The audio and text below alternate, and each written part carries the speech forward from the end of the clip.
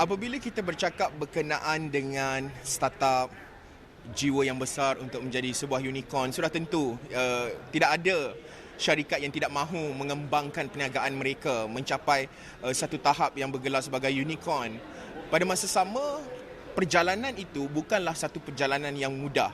Mungkin mereka mempunyai modal, tetapi dari bergelar startup nak mencapai ke sebuah syarikat bergelar unicorn bukanlah satu perkara yang mudah. Jadi bersempena dengan Kongres Teknologi dan Inovasi Dunia 2022 ini, banyak perkara-perkara yang dibincangkan, terutama melibatkan unicorn startup ini, berkenaan hala tuju mereka, cara dan juga cabaran yang dilalui oleh mereka. Jadi untuk bercerita dengan saya dengan lebih lanjut berkenaan dengan perkara ini, bersama dengan saya adalah Nadir Asyafiq yang merupakan pengasas Delori. Nadir, terima kasih kerana sekali lagi bersama dengan Ishraq Awani, orang yang selalu juga bersama dengan kita berkongsi pelbagai cerita. Realiti di Malaysia ini, bagaimana kita ingin memahami realiti sebagai startup, nak bergerak berjiwa yang besar untuk menjadi unicorn dan sebagainya. Namun realitinya apa di Malaysia ini? Realitinya, untuk pendapat saya, saya rasa Malaysia ini ramai yang berpendapat yang terutamanya pelabur-pelabur dari luar negara. Mereka merasakan Malaysia ini satu pasaran yang kecil kalau nak dibandingkan dengan Indonesia dan juga Vietnam. Jadi sebenarnya di alam teknologi, di alam teknologi ini dan juga dalam venture capital, kita sebenarnya sedang bersaing dengan startup-startup dan juga perusahaan-perusahaan yang sama di Indonesia, di Vietnam, dan juga di tempat-tempat seperti Filipina. Yeah. So maknanya pertama sekali mereka sudah mempunyai satu gambaran dan juga persepsi yang market Malaysia itu kecil. Jadi daripada sudut valuation ataupun nilai startup itu, mereka memberikan nilai yang lebih rendah berbanding dengan startup-startup yang di luar daripada Malaysia. Dan juga daripada segi terma-terma, mungkin mereka memberikan terma yang tidak menyebelahi founder ataupun pengasas itu. Jadi sudut pertama adalah daripada segi pasaran. Mungkin ada yang berpendapat pasaran Malaysia itu lebih kecil, jadi disebabkan itu kita mendapat terma yang kurang bagus. Itu pertama. Kedua, saya boleh nampak yang startup di Malaysia ini, kalau awak adalah satu startup yang baru nak bermula, mungkin mahukan funding dalam 50,000 ke 100,000, banyak peluang dan banyak agensi-agensi mahupun venture capital yang di luar sana yang mampu dan mahu memberikan duit kepada startup-startup ini. Tetapi apabila dia sudah grow, dia sudah melangkau satu tahap, mungkin dalam 5 juta, 10 juta, 15 juta ringgit daripada segi funding, dari situ kita struggle. Di Malaysia ini kita struggle kerana ketiadaan venture capital yang mahu memberikan duit sebegitu. Kerana mereka masih kerana banyak venture capital mereka tertumpu ke bawah, mungkin di bawah 5 juta ringgit. Okey. Ini bermaksud perjalanan, maksudnya daripada bergelar startup nak mencapai unicorn, di pertengahan perjalanan itulah satu cabaran yang paling besar. Betul. So kalau bahasa Inggerisnya kita panggil the valley of death. Okay. So di mana di awal itu memang ramai dan di penghujung itu ramai pelabur. Contoh, ramai accelerator venture capital yang memberi RM50,000, RM100,000, dan juga on the other side, sebelum IPO pun ramai pelabur. Right? Private equity akan masuk, venture capital yang mahukan pulangannya lebih stabil ataupun lebih achievable, mereka akan invest di late stage. Tapi yang tengah-tengah ni mungkin ada masalah, dan memang bukan sekadar di Malaysia tetapi di mana-mana saja di serata dunia mereka mempunyai masalah yang sama. Tapi cabaran kita di Malaysia ini, kita perlukan lebih ramai, lebih banyak venture capital yang melihat kepada yang ke tengah-tengah ini, ataupun kita panggil the series B, the series T problem. Ya. Sudah tentu ianya memerlukan satu ekosistem yang holistik dari permulaan sehinggalah bergelar sebagai unicorn. Apakah bentuk ataupun sokongan yang diperlukan dari segi penambahbaikan? Kita setelah tahu apakah cabarannya, telah pun disebutkan tadi, Nadir sebutkan tadi, apakah penambahbaikan ataupun cara yang mungkin dalam fikiran Nadir perlu dilaksanakan, perlu digerakkan dan perlu dimulakan untuk membantu mereka-mereka yang berjiwa besar untuk bergelar unicorn ini? Ya. Pertama, of course, dari segi kewangan dan juga pelaburan, macam saya cakap tadi, kita perlu banyakkan venture capital yang akan melabur di bahagian pertengahan ini, di selepas seed capital dan sebelum pre-IPO. Ramaikan. Dan of course kita juga nampak inisiatif kerajaan daripada sudut ini, iaitu melalui penjana capital. Memang ada. Tapi sekarang ini apa yang saya nampak, ramai pelabur-pelabur di Malaysia, mereka masih konservatif.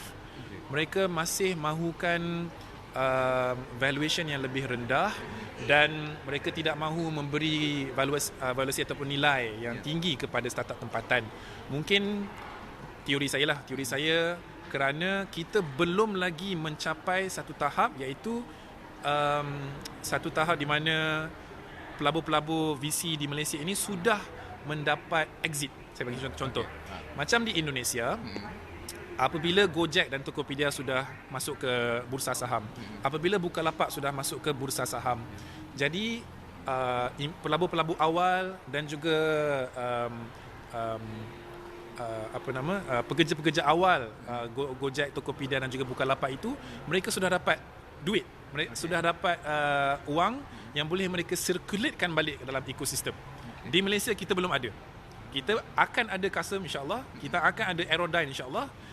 Dan dengan harapan dua ini dapat exit, sama ada dijual ataupun dapat IPO, dan duit itu akan dikitar semula dalam ekosistem. Itu yang kita mahukan, dan sekiranya ianya berlaku, saya harap dengan itu venture capital di Malaysia ini mereka lebih mahu untuk mengambil risiko. Dan sekarang ini risiko ataupun risk tolerance mereka sedikit rendah. Ya. Oh, betul, mengambil contoh seperti di Indonesia, kopi kenangan, banyak sebenarnya di Indonesia. Menarik kalau saya meneliti syarikat-syarikat yang bergelar unicorn di Indonesia itu sendiri. Tetapi di bawah dasar ataupun harapan yang diletakkan oleh Perdana Menteri melalui Malaysian Digital, mungkin sekurang-kurangnya 5 sasaran unicorn itu, dan ataupun Perdana Menteri mahukan lebih. Secara jujurnya, Nadir sebagai orang yang berada di dalam industri, melihat kepada harapan yang diletakkan kerajaan, 5 unicorn ini, bilakah time frame, mungkin ada time frame tertentu yang dalam fikiran Nadir mampu kot kita nak capai, ataupun sukar ada time frame tertentu pandangan Nadir? Saya rasa boleh, mungkin dalam 5 tahun lah, insyaAllah saya rasa possible. Tetapi mereka ini tidak boleh tertumpu kepada pasaran Malaysia sahaja. Harus berfikiran global pada hari pertama event. Jadi saya yakin memang ramai startup-startup di luar sana yang mempunyai mindset dan juga mentaliti yang sama. Saya rasa mereka akan berjaya dan mencapai tahap ini. Dalam temu bual Niaga Awani bersama dengan venture capital sebagai contoh, venture capital, ada yang berpandangan bahawa kita terlalu berharap dengan kepakaran di luar negara.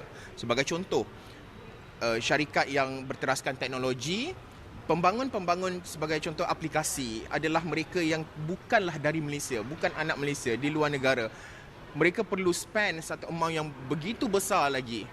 Pandangan Nadir berkenaan dengan dari segi kepakaran ini, sejauh mana kita di Malaysia ini berkenaan dengan dari segi kepakaran pembangun teknologi, aplikasi dan sebagainya? Daripada segi talent pool kita dalam developer ataupun dalam programming dan developer dan juga data science, saya rasa memang cukup ramai di Malaysia ini. Tetapi di mana mereka bekerja? So ada talent-talent yang dari Malaysia mereka bekerja di seberang kerana mereka mendapat gaji yang lebih banyak, dan saya tidak boleh salahkan mereka kerana mereka harus mencari mata pencarian yang lebih tinggi, kan? So memang tak boleh nak salahkan mereka lah. Tapi apa yang kita patut buat di Malaysia ini, of course kita kena start dari mula. Maknanya daripada bangku persekolahan itu kita harus terapkan nilai teknologi, nilai STEM itu, supaya lebih ramai orang mahu mengambil subjek-subjek ini dan menjadi developer, menjadi data scientist, menjadi UI UX designer. Kerana sekarang ini saya boleh katakan di Malaysia kita kekurangan, definitely kekurangan, dan sampai saya sendiri harus mencari talent-talent sebegini di luar dari Malaysia. Di luar dari Malaysia kerana di sini pertama kekurangan supply. Kedua, syarikat-syarikat yang besar sudah ambil mereka dan sukar untuk saya yakinkan mereka untuk pergi ke syarikat lebih kecil seperti saya. Jadi nak tak nak syarikat yang kecil seperti saya harus lihat luar dari Malaysia. Macam saya sendiri ada dalam 4 ke 5 orang di Indonesia dan kita belum lihat lagi Vietnam dan tempat-tempat lain, tapi so far Indonesia lebih serasi dengan kami kerana kami memang mempunyai operasi di sana dan lebih kurang 50% daripada hasil Delori datang daripada Indonesia. Bercakap berkenaan dengan Delori, sedikitlah mungkin boleh kongsi plan dalam tempoh ialah COVID-19, pemulihan COVID-19 ekonomi pada ketika ini, bagaimana perancangannya dan juga gerak kerja, termasuklah dari segi usaha, cita-cita sudah tentu ingin mencapai bergelar unicorn dan sebagainya, terus berkembang perniagaan itu. Nanti boleh kongsikan. Boleh.